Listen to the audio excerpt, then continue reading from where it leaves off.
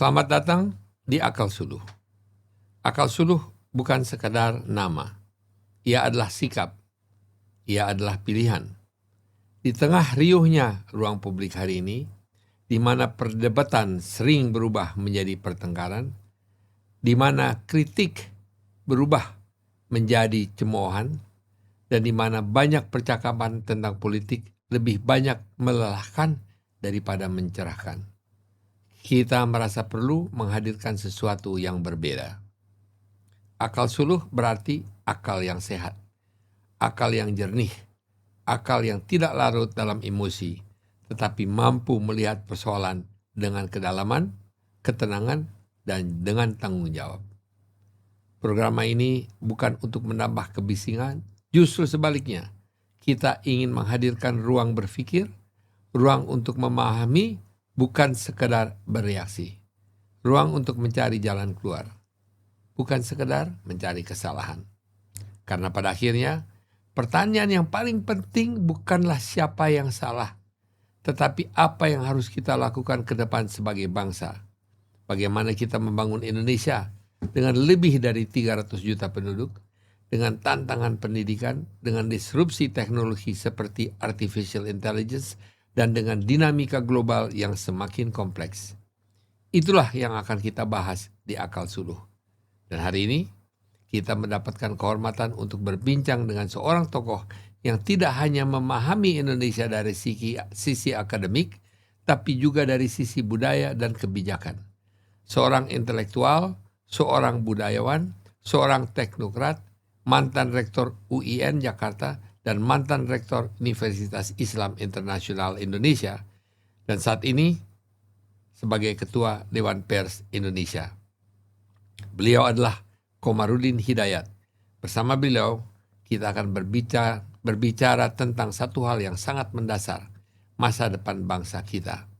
Bagaimana kita menyiapkan Indonesia menuju 2045, bahkan 2050. Bukan hanya sebagai sebuah negara yang besar, tapi sebagai bangsa yang matang, adil, dan sejahtera. Itulah Akal Suluh. Selamat datang ke Akal Suluh. Terima kasih. Pak Rektor, seorang yang sangat kami hormati ya, di Indonesia. Waktu saya berbicara dengan Pak Rektor, saya katakan, Pak Rektor, kita harus melihat ke masa depan. Ya. Jangan kita kelihatan atau berbicara kesalahan hari ini terus. Karena kesalahan hari ini nggak ada jalan keluarnya. Saya ingin mengetahui dari Rektor apa jalan keluarnya. Kemudian Pak Rektor mengatakan nation building. Ya. Apa yang Prof ingin sampaikan? Ya. Terima kasih undangannya nih, Bang. Yang pertama, kata nation building ini mencakup dua makna. Pertama itu nation dan kedua building. Ini relevan sekali. Dibandingkan beberapa negara lain di muka bumi ini, Indonesia sebagai nation itu masih sangat muda. Indonesia dibangun di atas etnis-etnis yang banyak sekali. Mungkin akar tunggang sejarah peradaban yang relatif tua itu suku Jawa. Yang lain itu mungkin tidak setua Jawa. Tapi kalau kita bicara Indonesia, ide Indonesia itu kan semakin mengkristal pada 1928, Sumpah Pemuda. Dan diproklamasikan secara formal sebagai negara Agustus 45. Sehingga kalau minjam istilah Benedict Anderson, dia mengatakan Indonesia as Imagine Community. Kalau tadi ada slide-nya ya. Ya, kalau kita kembangkan gini, Indonesia is the Imagine Nation and Constructed Nation, mungkin gitu ya. Untuk memahami Indonesia, saya kadang bandingkan misalnya negara Turki. Bangsanya Turki, bahasanya Turki, negaranya Turki.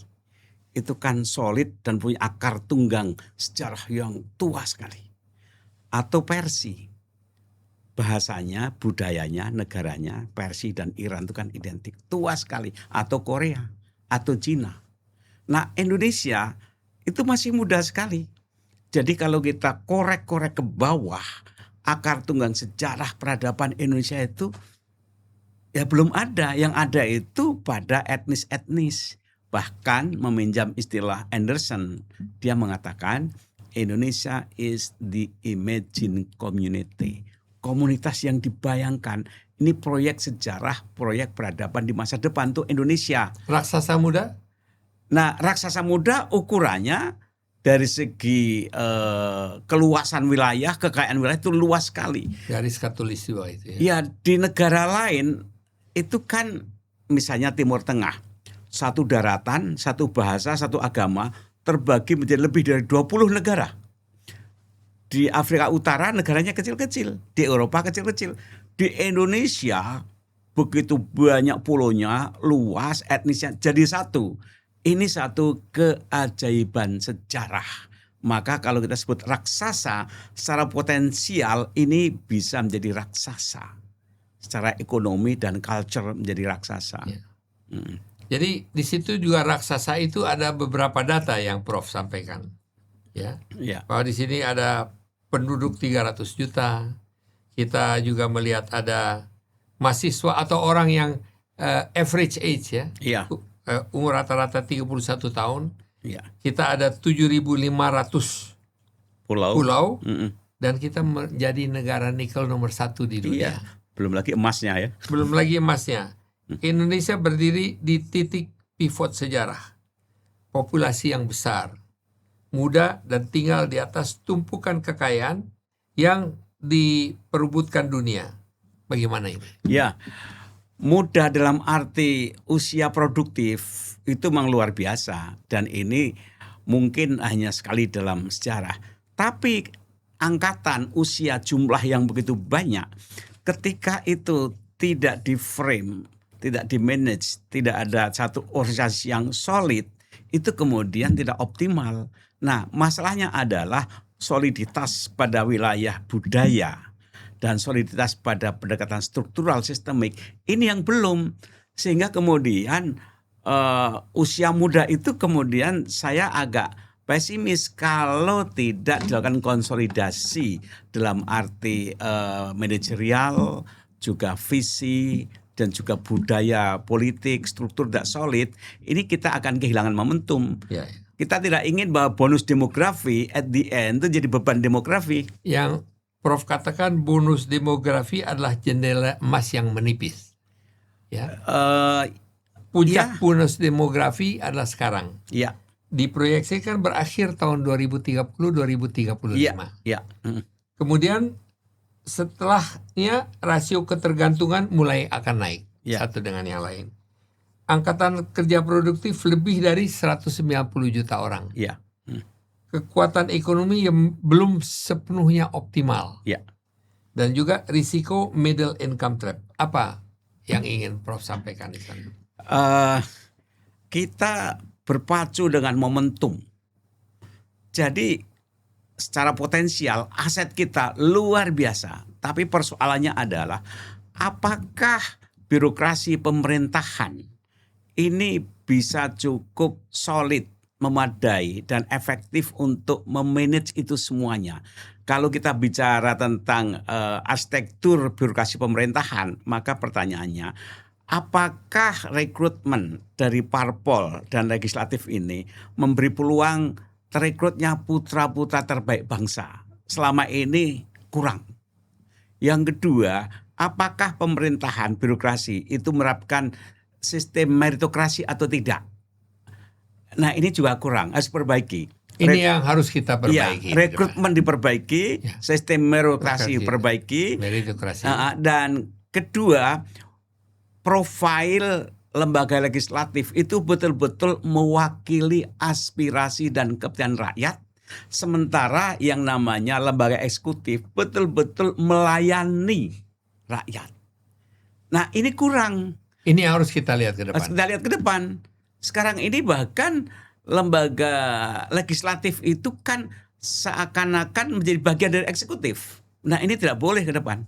Ke depan harus kita rubah itu ya. Iya. Baik. Kemudian mengenai kekayaan yang belum menjadi kesejahteraan.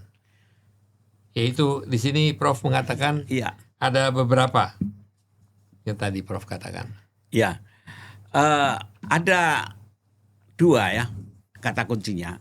Satu, bagaimana kekayaan alam ini diolah jadi hulu, jadi hilirisasi, sehingga ada transfer teknologi. Dengan demikian ada added values. Kita ini sudah saatnya harus sadar, jangan menyusu pada alam. Kita jual gelondongan mentah, hasil tambang, hasil hutan, tidak ada added values dan tidak produktif. Jadi ke depan pendekatan strategis harus dilakukan, dan ini jangan diintervensi oleh pergantian politik tiap 5 tahunan. Ya. Jadi kalau kita ingin membuat Mungkin satu, kita sebelah ke sana pergantian polisi itu sebentar lagi. Oke. Mungkin kita ngomong ini dulu. Di sini Prof katakan nikel cadangan terbesar dunia. Kemudian batu bara eksportir terbesar dunia. iya. Kemudian emas tembaga Grasberg tambang kelas dunia di wilayah kita. Kemudian hutan tropis merupakan paru-paru dunia ketiga terbesar. Iya. Kemudian sawit pertanian produsen CPO terbesar di dunia. Iya. Geografi maritim, selat strategis global, sea power yang belum tergarap. Jadi yang Prof katakan ini semua kekayaan alam ada di kita ya. Kekayaan alam ini kita ini belum mengoptimalkan, pendekatannya tidak teknokratik, sehingga cenderung kemudian kita nebeng, dimanjakan, terlena oleh kekayaan alam. Bangsa ini bukan bangsa yang produktif secara teknokratik, tapi nebeng, numpang pada kekayaan alam. Dan lama-lama sekarang udah mulai habis kan. Nah ini kita tidak ingin generasi sekarang ini, jangan-jangan ini generasi terakhir ya, kalau tidak meninggalkan satu kehidupan yang produktif, nanti anak cucu kita itu akan semakin terpinggirkan. Padahal potensi kita besar sekali. Misalnya batu bara, ada nikel, ada emas. Bahkan pantai kita itu kan terpanjang setelah Kanada. Nah Indonesia ini negara archipelago, tapi berpikirnya kontinental. Sehingga kalau ada pulau terjauh, istilahnya pulau terluar, terjauh, terpinggirkan. Mestinya pulau terdepan. Kalau kita berpikir negara kepulauan itu pulau terdepan. Kita tidak punya negara kepulauan, kota-kota pantai, waterfront cities tidak punya. Alam pikirannya kontinental dan lama-lama habis. Padahal budaya, aset alam lautan itu belum dioptimalkan. Ini perlu dirubah pemikiran ini ya. Paradigmanya harus dirubah. Saya masuk ke dalam tata kelola politik. Iya. Yang harus ke depan harus menjadi sesuatu yang perlu diperhatikan. Politik kita di sini Prof katakan sangat dinamis. Iya. Ya, karakter sistem politik, koalisi pragmatis, oligarki ekonomi politik, pilkada dan pemilu yang mahal, polarisasi identitas. Ya. Sementara dampak pada nation building adalah visi jangka panjang, eksekusi lambat, kepercayaan publik terkikis, dan iklim investasi berfluktuasi. Wah ini ada beberapa hal ini yang sekaligus perlu dirangkum nih Prof. Ya. Pada awalnya budaya kita itu kan maritim, yang berpusat di kota-kota pantai. Ciri kota pantai itu kosmopolit, terbuka, dinamis, egaliter, dan bisnisnya. Semua kota pantai pusat perdagangan dan kosmopolit. Kemudian ketika kekuasaan itu bergerak ke daratan, itu budaya agraris, budaya keraton, feodal, kemudian birokrat, terjadi satu kemunduran. Cara etos kerja kita itu mundur sekali. Dan kemudian sejak zaman pra kemerdekaan sampai sekarang, budaya kita kan budaya cari aman, budaya feodal, mental. Saya dari Jawa ya, orang tua itu kalau punya anak kuliah, ukuran suksesnya apa? Menjadi pegawai negeri. Padahal negara yang maju itu, yang dominan bukan pegawai negeri, tapi entrepreneur. Di Indonesia itu jumlah entrepreneur itu kan semakin merosot, belum sampai 2%. Akhirnya apa? Akhirnya kekayaan negara ini dikuasai oleh mereka yang bermental entrepreneur. Sehingga menimbulkan masyarakat piramidal. Bermental entrepreneur atau bermental pejabat justru? negara ini ada sekelompok kecil entrepreneur yang menguasai puncak piramida. Ya. Kemudian yang lain tuh pejabat, Ya. yang mereka itu kemudian bisa diatur, dikendalikan oleh penguasa oligar ini. Nah, ini tidak bisa. Jadi bagaimana menumbuhkan masyarakat bawah ini agar terjadi mobilitas ekonomi. Buku yang terakhir saya baca, ini saya baca agak sedih, setengah percaya tidak percaya. Antara negara-negara maju, yang udah maju itu mereka mengadakan kolaborasi. Bagaimana menekan agar negara-negara yang di bawah juga jangan naik. Konyolnya lagi, di dalam internal negara itu sendiri masing-masing ada kelompok kelas menengah yang menghalangi mobilitas kelas bawah agar tidak bisa naik ke atas. Nah, ini politik pemerintah, kebijakan, strateginya harus menyadari tren global Apa yang harus seperti dilakukan? ini. Yang harus dilakukan adalah satu, harus punya strategi jangka panjang. Dan kita sebenarnya punya GBHN, namanya Pancasila. Muara Pancasila itu apa? Kesejahteraan dan keadilan. Jadi kebertuhanan melahirkan kemanusiaan. Kemanusiaan yang mana? Bangsa kita sendiri. Kemudian dengan musyawarah.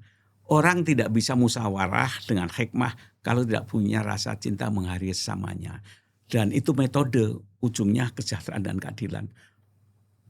Coba dihitung, apakah masyarakat piramidal ini berubah tidak dari pra kemerdekaan sampai sekarang? Enggak berubah. Padahal mestinya kan masyarakat itu kan yang sehat. Kayak telur gini kan.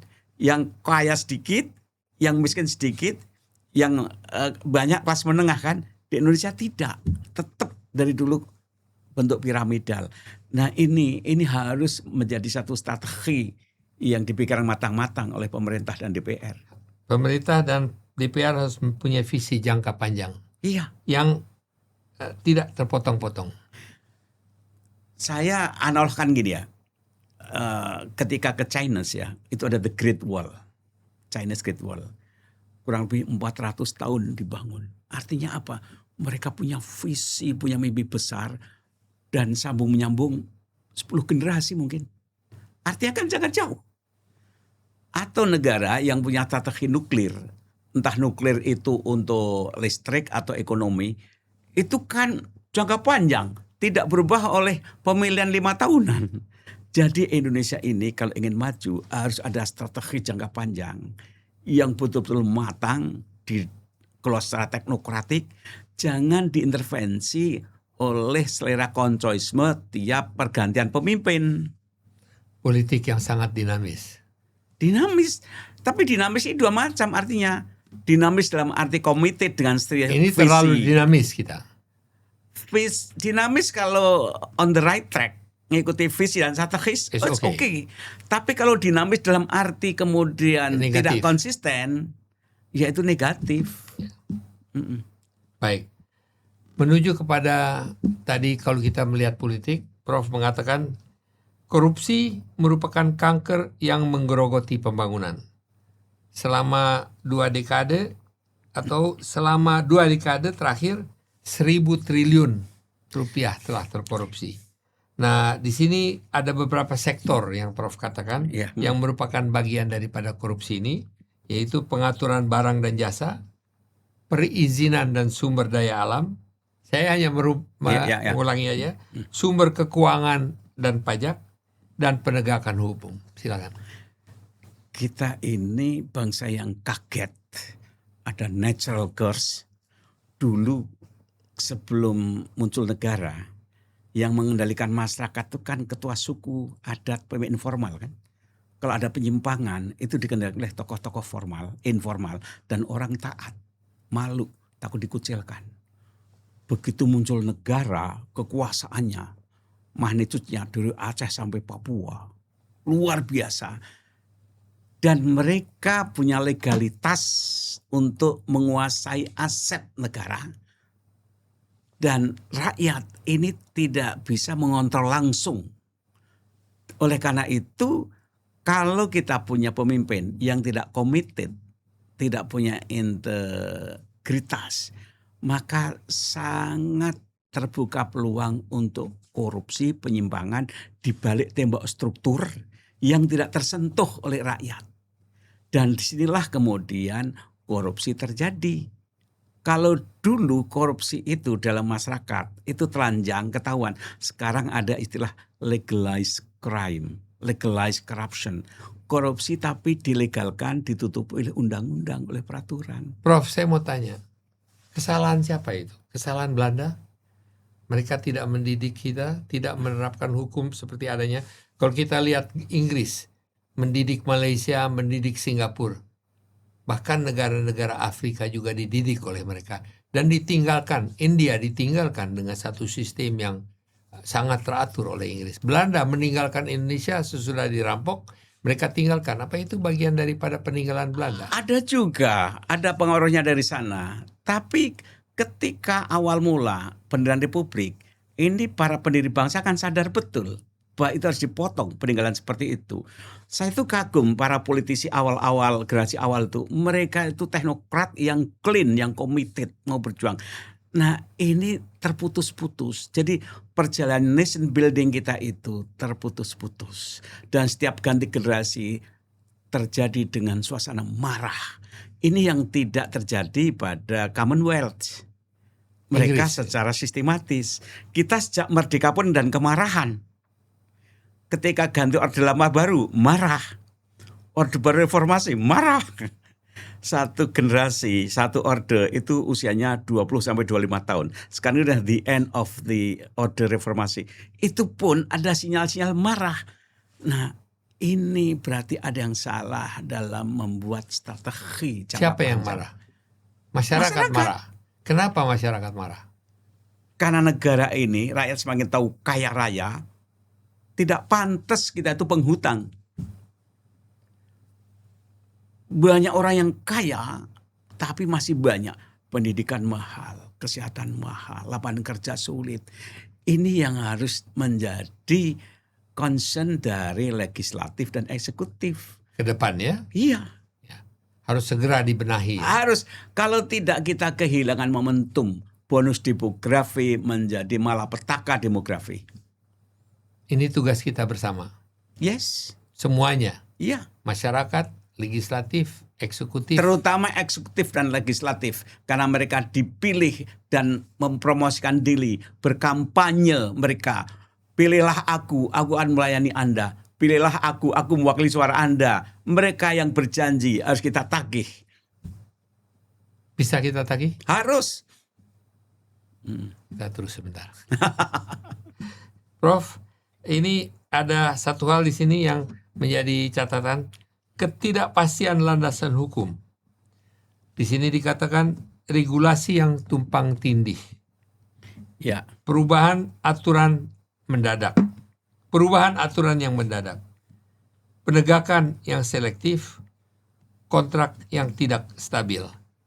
Apa yang harus kita lakukan ke depan? Gini, Ada di sini. sejak pra kemerdekaan kita tahu ya, Indonesia ini menjadi wilayah yang seksi, yang menarik dari orang asing.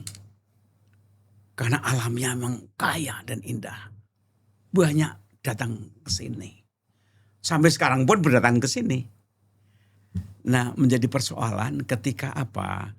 Ketika tidak terjadi proses edukasi, tidak ada transfer knowledge dan teknologi agar Indonesia ini tumbuh mandiri. Saya khawatir ya kalau kita tidak aware, memang ada kekuatan luar yang lebih senang kalau kita itu negara tergantung, negara jadi objek market, pembeli, buyer, bukan produser, dan kapitalis global. Sebagian yang jahat itu ibarat belalang. Dia akan mencari wilayah yang subur, yang padinya itu enak dimangsa, setelah habis belalang pergi lagi. Saya khawatir kalau kita tidak serius memberdayakan ini, satu saat ketika kita miskin, kita ditinggal dan kita tinggal deritanya. Coba lihat, ada berapa bangsa yang dulu hebat tapi mati, sulit bangkit. Yunani dalam sejarah, dulu negara hebat, sekarang sulit bangkit. Mesir kuno dan sekian banyak negara yang lain. Sementara ada negara-negara yang baru naik, Korea Selatan naik. Nah, Indonesia mestinya belajar dari itu. Singapura. Negara-negara baru. Kita itu negara bertahan karena anugerah alamnya. Ya, sekarang di sini kembali kepada landasan hukum, Ya, yaitu regulasi yang tumpang tindih, aturan yang mendadak, pergerakan yang selektif, dan kontrak yang tidak stabil. Apa hubungannya dengan ini? ya hubungannya bahwa produk hukum yang mestinya ini orang-orang yang duduk di DPR sekarang dibantu MK ya. Mestinya kalau yang di sana itu orang-orang yang profesional yang tahu betul, mendalami betul, tidak akan terjadi. Jadi undang-undang itu kan dibuat bersama DPR dan pemerintah. Tapi berapa banyak produk hukum yang kemudian diajukan ditinjau di MK? Artinya apa? Artinya produknya tidak mutu. Saya kenal beberapa pengusaha, misalnya pertambangan, apa keluhan mereka? Dia berurusan dengan Menteri Kehutanan karena urusannya di hutan. Menteri Pertambangan ini kan tambang. Kemudian pemerintah daerah, belum lagi di macam-macam lah gitu. Jadi ongkos produksi itu begitu mahal untuk hal-hal yang sungguhnya itu tidak benar. Jadi hukum tumpang tindih itu dirasakan oleh para pengusaha yang di lapangan sambil main golf. Saya itu sering sekali mendapatkan satu cerita bagaimana dirinya itu berurusan dengan sekian meja yang sungguhnya tidak harus terjadi. Baik, ya itu dari segi hukum yang harus kita perbaiki. Sekarang mengenai satu hal juga yang ditulis, yaitu kurikulum yang terus berganti arah.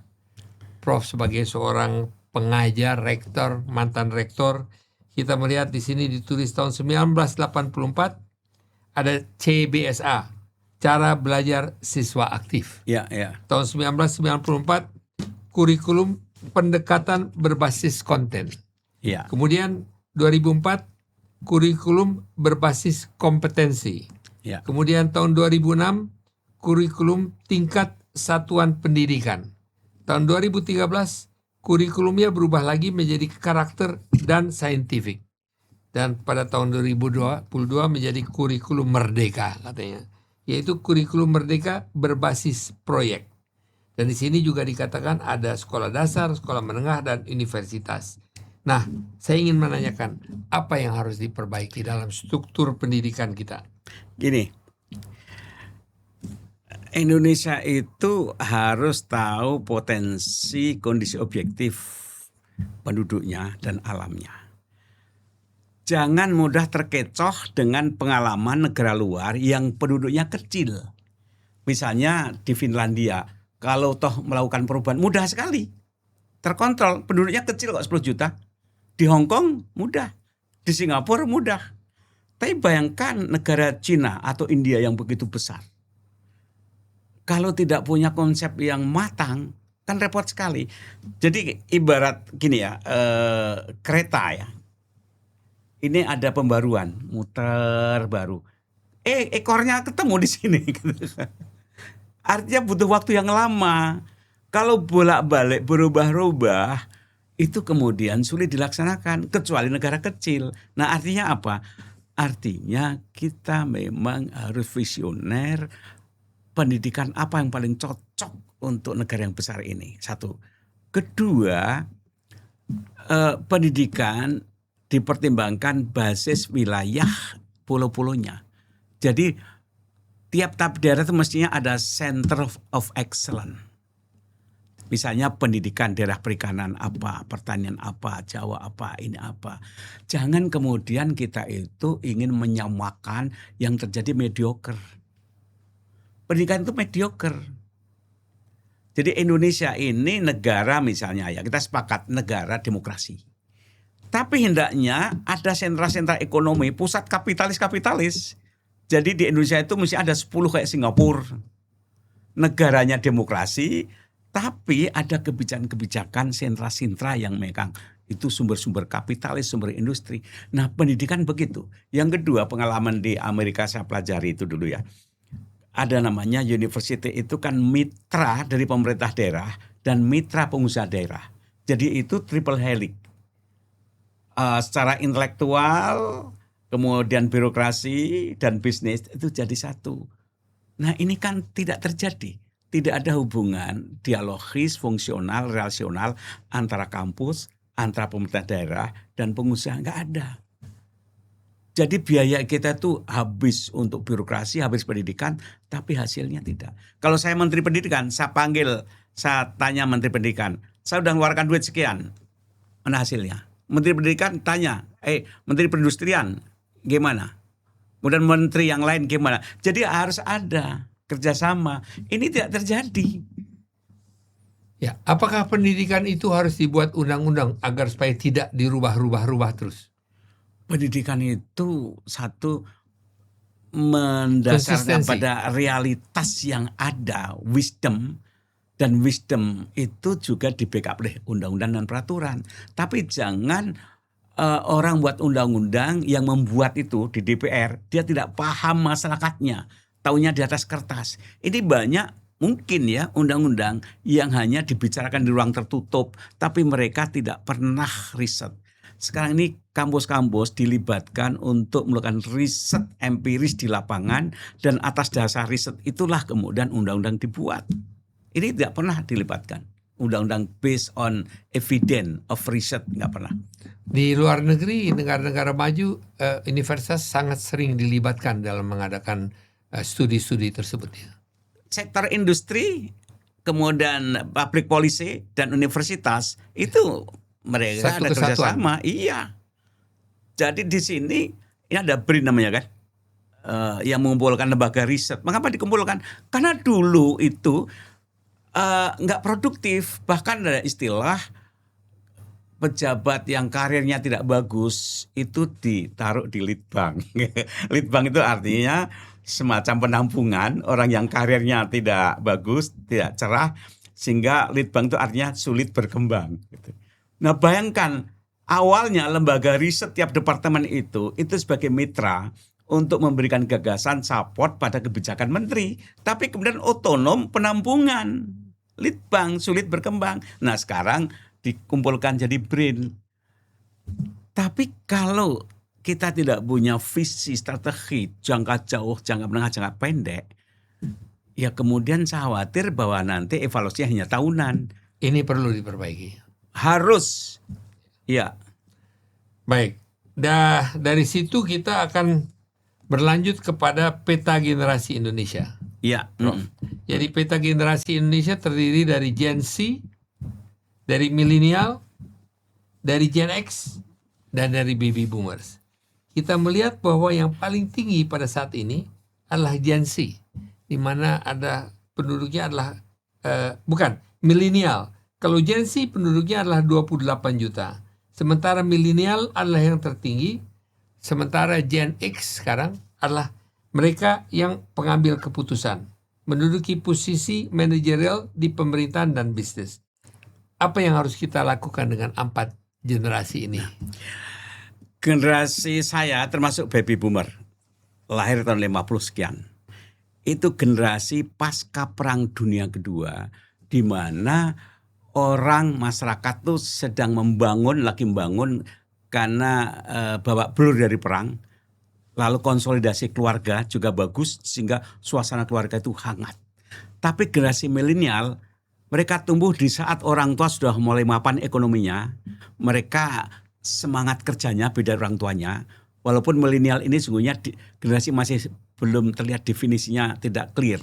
Tapi pasca milenial itu semakin jelas bahwa mereka itu satu senang dengan tema life balance. Kerja, olahraga, rekreasi itu seimbang. Baby boomer enggak. Baby boomer kalau punya uang ditabung. Tapi generasi baru tidak, rekreasi. Bahkan mereka itu tidak terpikir untuk beli rumah, tidak. Beli mobil juga tidak. Mereka kalau kerja itu rekreasi.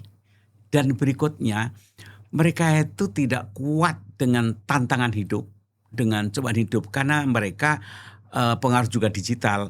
Pikirannya itu cair sekali, ganti. Terakhir ada penelitian Gen Z, perhatian mereka pada politik itu rendah. Mereka senang ganti-ganti pekerjaan. Dan di antara mereka sebagian bahkan tidak mau merit. Kalau toh merit, sebagian nggak mau punya anak paling satu, karena dianggap oleh mereka sebagian banyak anak itu menggerogoti kehidupan leisure life, mengurangi. Jadi mereka tidak begitu militan dalam kerja, tidak begitu peduli pada politik. Makanya ini lagi-lagi ini perlu dilihat ini bagaimana Gen Z ini. Jadi apa yang dibicarakan di elit-elit di TV-TV itu, mereka tidak nonton. Tidak peduli. Tidak peduli. Jadi apa yang harus dilakukan? Yang lakukan pemerintah harus tahu bahwa mereka itu jangan sampai jadi beban. Tapi mereka itu harus menjadi kekuatan produktif bagi bangsa, bagi nation building, bagi economic growth harus. Nah, itu topik pembicaraan kita di hari ini adalah nation building. Iya, perlu disurvei seberapa besar pemahaman, komitmen mereka pada agenda bangsa. Ini harus disurvei. Jangan sampai kemudian para politisi itu ribut, intelektual ribut, sementara mereka itu sungguhnya beda lagi alam pikirannya. Kalau kita tidak sering diskusi dengan mereka, tidak jadi pendengar yang baik dan mereka, kita nggak paham. Dan padahal itu kewajiban kita yang harus kita layani mereka. Penerus bangsa kita. Iya. Jangan sampai kemudian para pemimpin politisi itu hanya dengar dirinya sendiri atau kawan sendiri. Mereka itu dapat amanat. Tapi ini kan fenomena bukan hanya di Indonesia. Ya tapi kalau negara luar yang kecil itu relatif dialognya jalan. Bagi demokrasi yang udah mapan relatif jalan, negaranya kecil. Tapi ini kan besar sekali. Jadi dulu rakyat itu di bawah pengasuhan tokoh-tokoh informal dan adat. Sekarang ini identitas anak Gen Z semakin kendor pada etnisitas. Karena mereka merupakan hybrid generation. Orang tuanya tuh lintas etnis. Mereka dengan ikatan etnisnya kendor. Tapi yang namanya Indonesia, mereka juga kurang peduli. Nah, ini bahaya, tidak bagus. Makanya tadi saya katakan, beberapa negara yang saya kunjungin itu punya akar tunggang sejarah. Mereka tidak ngomong tentang menjaga persatuan, nggak ada. Menjaga kerukunan, tidak ada. Hanya di Indonesia tema-tema seperti itu. Mengeluarkan biaya tema sembilan menjaga kerukunan itu hanya di Indonesia. Tapi kan itu disebabkan oleh karena kita terdiri dari begitu aneka ragam suku, bahasa, dan agama. Ya itu keharusan. Tidak bisa dihindari. Tidak bisa, tapi kalau itu tidak segera diikuti oleh satu visi arahan yang untuk pembangunan, ini terlalu banyak, very costly. Kita makan energi, uang, waktu, tapi tidak terkonsolidasi untuk agenda pembangunan. Coba sekarang tanya anak Gen Z, ada nggak tokoh-tokoh role model yang inspiring bagi mereka? Dulu kalau orang olahraga, ada Rudy Hartono pemain badminton, membanggakan kan? Wah ingin. Ada Saringat. Iya, sekarang ini coba anak-anak Gen Z yang segera dikenalkan penyanyi atau YouTuber. Waktu Pak Habibie itu ada loh, saya pernah survei, wah jadi ilmuwan kayak Habibie gitu ada. Sekarang ada nggak anak-anak muda gitu? Ingin jadi apa? Prof, kita melanjutkan dulu sebentar lagi, masih ada beberapa hal yang di sini. Urbanisasi dan ketimpangan wilayah. Di sini dikatakan 58% dari penduduk tinggal di perkotaan. 56% penduduk dari seluruh penduduk adanya di Pulau Jawa. Megapolitan yang terbesar adalah Jabodetabek. Kemudian ada satu lagi, ada IKN. Apa yang perlu kita perhatikan di sini? Gini, saya kalau keluar Jakarta ya, naik kereta atau naik mobil, saya sering sedih. Lihat daerah misalnya luar Jakarta, kota terdekat, ada Cikarang, ada mana lagi ya, Subang. Tanah yang subur, begitu subur, itu dibangun bangunan-bangunan yang menghabiskan tanah. Itu saya sedih sekali. Jadi di Indonesia ini, di Jawa khususnya, tanah yang subur, pertanian lama-lama habis. saya lihat di beberapa negara luar negeri itu ada peraturan undang-undang. Kalau di pinggir jalan rumah harus ke atas lah. Tidak ada undang-undang. Udara itu ada undang-undangnya. Di sini ke samping. Habis lama-lama daratan. Satu. Yang kedua, saya bayangkan ya. Kalau Pulau Jawa ini ditata dengan baik. Ini menjadi pusat rekreasi terindah di dunia. Indah sekali kan? Pulaunya, kemudian ada keretanya, pantainya. Indah sekali. Tapi kan kita tidak punya satu master plan bagaimana mendesain negara ini dengan baik. Tidak ada. Asal-asalan aja. Harus ada. Ya haruslah. Kemudian lama-lama habis Pulau Jawa itu. Pusat-pusat. Kesalahan letaknya di mana? Gak punya master plan. Coba lihat. Jadi kita harus mempunyai master plan. Ini yang harus kita lakukan. Master plan itu harus untuk setiap pulau di Indonesia harus ada. Seluruh harus punya. Saya pernah ngobrol dengan ahli. Masih keburu nggak ini?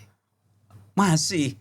Saya pernah ngobrol dengan ahli ketua arsitek Indonesia. Dia bilang, Mas Kemar coba lihat. Anda jalan naik mobil dari Surabaya ke Jakarta. Pinggir jalan itu tidak ada desain. Ini restoran, ini tambal ban, ini kantor, ini apa. Semuanya mepet ke jalan. Sehingga nggak ada keindahannya. Nggak ada desain. Coba amati pinggir jalan itu nggak ada desainnya. Saya bandingkan dengan kota-kota di luar negeri ya. Itu yang nama jalan raya, ada rumah, paling nggak kan 25 meter. Jarak 25 meter. Di sini mepet sekali. Artinya memang kita tidak punya desain. Ini kota tumbuh, rumah tumbuh. Ini kesalahan daripada 100 tahun atau hampir Mungkin. 80 tahun kita merdeka. Mungkin. Kadang saya berpikir kalau nggak ada Dendles, nggak ada kebun raya Bogor, jangan-jangan. Kalau nggak ada, bukan Dendles, apa namanya, Raffles. Ya, Raffles dan Daendels. Ya, iya, kalau nggak ada Raffles itu nggak ada kebun raya Bogor itu. Iya. Dulu Inggris kan punya pulau yang di Sumatera itu, pulau yang banyak rempah-rempahnya itu, apa namanya, Bangka ya. Kemudian Singapura kan punya Belanda kan, oleh Inggris kan tukaran. Ternyata Inggris dari dulu lebih visioner. Singapura itu kan jauh lebih produktif dibanding kepulauan di Sumatera itu kan. Kenapa? Ya memang punya visi jauh ke depan. Belanda tidak meninggalkan transfer. Kita knowledge. sebetulnya hasil daripada Belanda semua ini, bro. Kalau boleh kita salahkan, saya salahkan Belanda. Betul apa tidak? Belanda itu ada jasanya yang penting. Satu, menumbuhkan benih nasionalisme. Kalau nggak jajah Belanda, Kita nggak bersatu. mungkin kita banyak sekali kerajaan negara-negara kecil-kecil itu. Jasanya itu aja. Yang paling persatukan berharga. Indonesia. Sehingga muncul Indonesia. Gitu. Tapi lebih dari itu memang nggak ada. Prof, kita masuk ke dalam satu topik yang mungkin data demografi, keberagaman Ya. tadi. Jadi mosaik bangsa, satu Indonesia tadi katakan. Jadi jadikan sebetulnya disebabkan oleh karena melawan Belanda kita rame-rame. Tapi ribuan identitas. Kita memiliki 1340 bangsa katanya. Kita mempunyai 700 bahasa daerah. Dan kita mempunyai 6 agama resmi. Jadi keanekaragaman berbangsa-bangsa kita ini luar biasa. Sulit diatur. Kelemahannya ya ini ya. Kalau pemerintah, birokrasi, struktur tidak kuat, maka keragaman ini membuka celah sumber koncoisme dan tidak efektif. Karena siapapun naik, dia akan mencari mengutamakan kawan sukunya, etnisnya. Itu hasil penelitian tentang negara yang plural gitu. Tapi kalau pemerintah itu solid, berjiwa besar, dan memang pikirnya besar, maka ini akan menjadi satu aset kekayaan, keindahan bangsa negara Indonesia. Dan yang kedua, ada pulau, bangsa, masyarakat yang alamnya kaya raya, tapi tidak otomatis warganya sejahtera. Ini kalau tidak segera diatasi akan menimbulkan gejolak. Kita lihat aja coba daerah-daerah yang kaya batu bara, betulkah rakyatnya semakin maju? Enggak. Pulau yang punya emas melimpah, punya nikel, warganya tidak otomatis maju. Nah ini agenda yang segera harus diatasi siapapun. Dulu adanya desentralisasi pemilihan wali kota, bupati, gubernur pilih daerah, idenya ya awalnya itu memperpendek birokrasi. Kedua, agar rakyat memilih pemimpin yang dia kenal oleh rakyat sendiri. Ketiga, pemimpin yang terpilih malu kalau korup dan dia lebih bertanggung jawab pada rakyatnya karena dia dipilih oleh tetangganya. Nyatanya meleset. Ya. Baik, jadi jadi ini ada satu hal yang keanekaragaman ini sebetulnya merupakan bukan aset ya, merupakan liability, tapi bisa menjadi aset. Iya. Kalau dikelola dengan benar. Iya. Baik. Menuju sebentar ke kualitas SDM dan pasar kerja. Prof mengatakan 5% tingkat pengangguran terbuka. Ya, ya. 60% pekerja sektor informal. 10% lulusan sarjana di angkatan kerja, dan PMI atau IPM, Indeks Pembangunan Manusia, adalah 0,705. Pertanyaan saya adalah, apa yang harus kita lakukan dengan kualitas daripada sumber daya manusia kita? Saya berapa kali jalan-jalan dengan teman Korea, putar-putar Indonesia. Apa komentar dia? Indonesia itu kaya alamnya, penduduknya banyak.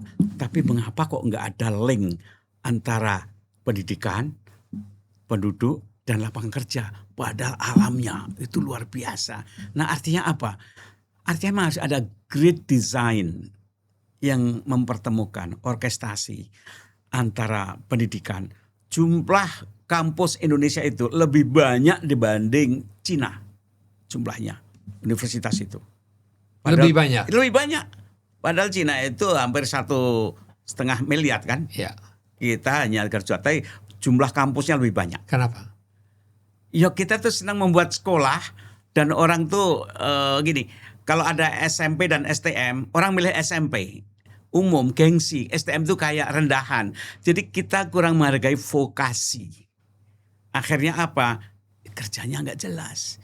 Di negara yang maju saya amati, vokasi itu ternyata diutamakan. Kecuali memang ilmuwan, calon ilmuwan silahkan yang umum. Tapi the rest of the people itu milih vokasi karena langsung kerja itu. Nah di Indonesia ini harus diseriusi. Sekarang yang namanya sekolah kejuruan itu supplier pengangguran. Ini kan ironis. Sekolah kejuruan menjadi pengangguran. Banyak pengangguran. Karena tidak ada koneksitas dengan strategi lapangan kerja yang lain. Ini sekolah yang penting sekolah, produk dari pendidikan itu wisuda. Bukan bagaimana kerjasama menyalurkan kemana. Jadi kampus-kampus itu prestasinya mau wisuda.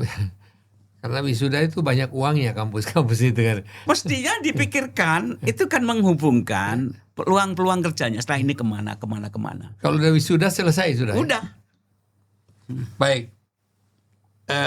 Di sini kita juga melihat ada hambatan struktural, politik yang transaksional, korupsi yang masif, hukum yang tidak pasti, dan kebijakan pendidikan yang berubah-ubah. Ini merupakan potensi daripada masalah untuk membangun prestasi. Apa komentar Prof mengenai itu? Politik yang transaksional, korupsi masif katanya, hukum yang tidak pasti, dan kebijakan pendidikan yang selalu berubah. Jadi kita itu kan ada namanya audit. Audit itu jangan hanya audit keuangan, audit kinerja. Outcome orientasi ya proyek itu. Jangan yang penting di atas kertas sudah uangnya WTP, bukan, produknya apa. Jadi semua pengeluaran yang kita keluarkan itu waktu, tenaga, uang, itu outcome-nya apa. Ini harus ada satu badan atau yang melakukan audit. Dulu sudah dimulai, Pak Kuntoro itu sudah mulai melakukan audit pada kinerja menteri-menterinya itu. Sekarang ini misalnya BPK yang diaudit itu kan laporannya, tapi hasilnya apa? Ya.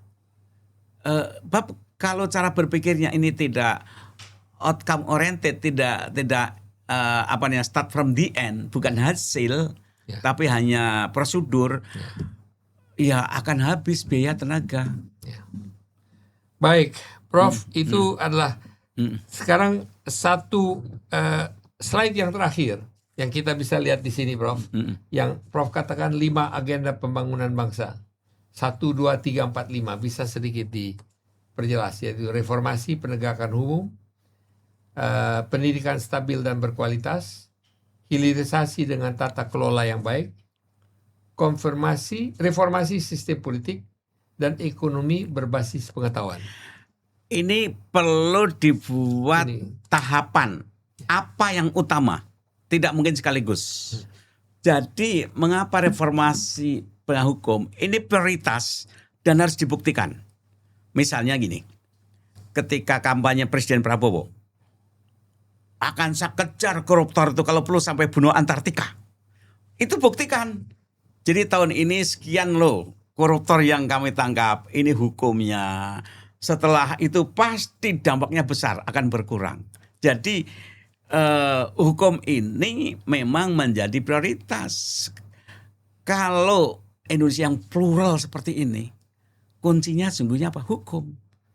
Jadi orang itu takut taat pada hukum, pada sistem, pada institusi, bukan pada pribadi. Mental budaya kita itu mental feodal, masih taat pada individu. Nah, begitu kita masuk negara modern, digeser, kita takut pada institusi dan hukum. Itu negara modern ya? Iya, jadi hukum. Nah, hukum ini kalau nanti bisa dibuktikan membaik, maka saya amati gini, saya pernah coba amati, saya ke Inggris ya. Di sana ada jalan besar, tidak ada itu tanggul pemisahnya, dan orang antri. Karena kalau nggak antri nggak akan sampai. Sehingga ketika saya ngajak turis ke Indonesia, lihat jalan kok ada batasnya, itu ketawa, heran. Mengapa kok jalan begitu bagus-bagus dibatasi? Kalau tidak dibatasi bisa belok-belok, ketawa dia loh. Mestinya kan orang taat bukan pada batas fisik, tapi batas pemikiran. Pendidikan. Nah, pendidikan. Jadi kalau hukum itu jelas, meritokrasi jelas, maka orang sekolah itu jelas. Sekarang ini ya, Bang ya, mahasiswa di kampus itu tidak jelas, tidak cerah wajahnya, pesimis memandang hidupnya ke depan. Aku capek-capek, tapi juga belum tentu bisa kerja. Akhirnya apa mereka? Mereka udah malas berpikir, menyerahkan pada AI, buat makalah pada AI. Kemudian nggak ada kompetisi, toh kompetisi juga belum tentu nanti aku mesti menang dapat lapangan kerja. Ini merugikan. Jadi yang kita sebut bonus demografi itu, kalau ini terkondisikan seperti terus, bukan bonus demokrasi nanti. Hilirisasi dengan tata kelola. Itu implikasi aja nanti. Kalau kita hukum jelas, pendidikan jelas, banyak anak-anak pinter. Buktinya anak-anak pinter kita di luar negeri dipakai di mana-mana. Mengapa kita tidak sediakan? Berapa alumni LPDP nggak mau pulang kan? Karena kalau pulang tidak jelas kerjanya. Kalau ada kepastian, hilirisasi akan muncul nanti. Banyak itu orang-orang kita kreatif. Nah, jadi kemudian dengan capaian 1, 2, 3 itu, maka kemudian reformasi sistem politik akan mengikuti. Oh iya, ini ya. Ini tidak usah dirancang aja. Nanti secara gradual otomatis akan muncul. Sehingga kemudian ada ekonomi berbasis pengetahuan. Sungguhnya ini nomor 4 dan 5 itu Rizal aja implikasi. Dari 1, 2, dan 3. Iya. Prof, saya ingin saya mengetahui ada satu penutup di dalam wawancara kita. Kita melihat slide terakhir di sini. Ya, pembangunan bangsa adalah maraton bukan sprint. Sekarang ini alam pikiran para mereka yang mestinya paling jadi sandar masyarakat, yaitu lembaga legislatif dan eksekutif, sebagian itu berpikir 5 tahunan. Jadi tahun pertama itu adaptasi, tahun kedua, ketiga untuk kerja, tahun keempat untuk berpikir pemilu lagi. Nah itu kan sprinter. Padahal bangsa ini butuh berpikir jauh, seperti Great Wall itu 400 tahun loh. Saya pernah dengar tokoh nuklir di Pakistan tuh siapa namanya ya? Pembangun nuklir itu. Lupa saya. Itu hidupnya itu dijaga tidak kalah ketatnya dibanding jaga presiden. Presiden 5 tahunan ganti, tapi ini dijaga. Mengapa? Karena ini menimbulkan wibawa karena punya nuklir. Artinya apa? Ada satu proyek strategis yang jangka panjang yang tidak diintervensi oleh agenda 5 tahunan. Nah, jadi bangsa yang maju itu memang yang berpikir jauh, berpikir generasi. Maraton di sini artinya apa? Yang dipikir generasi. Satu generasi itu kan 2 tahunan, 20 tahunan. Bukan 5 tahunan. Jadi ketika Satu saya... generasi adalah 20 sampai 25 tahun. Iya. Jadi ketika saya mengajar anak misalnya di SD, di SMP, itu saya sadar betul ini mata rantai. Tugas pemerintah pendidikan itu mengantarkan dari TK sampai 25 tahunan ini Sampai mulai kerja. alami kerja, itu yang dipikir. Dan itu bukan sekedar perubahan struktur, bukan kurikulum, bukan apa. Ini mengawal generasi. Dan bangsa itu andalannya mereka loh, pendidikan dan generasi. Generasi tanpa pendidikan tidak bisa. Tapi pendidikan itu apa? Untuk menyiapkan generasi. Pendidikan adalah untuk menyiapkan generasi. Prof, Generasi muaranya budaya dan bangsa. Gitu. nation building. Iya, nation building. Pertanyaan terakhir, apa harapan Prof untuk Indonesia? Saya berharap rekrutmen putra-putra terbaik bangsa, baik di legislatif, eksekutif, itu diperbaiki. Itu. Kedua, kepastian, ketegasan, keadilan hukum. Sebab kalau orang tidak percaya lagi pada hukum, mau pada apa lagi? Itu harus hukum pada sistem. Nah, yang berikutnya, sistem meritokrasi ditegakkanlah.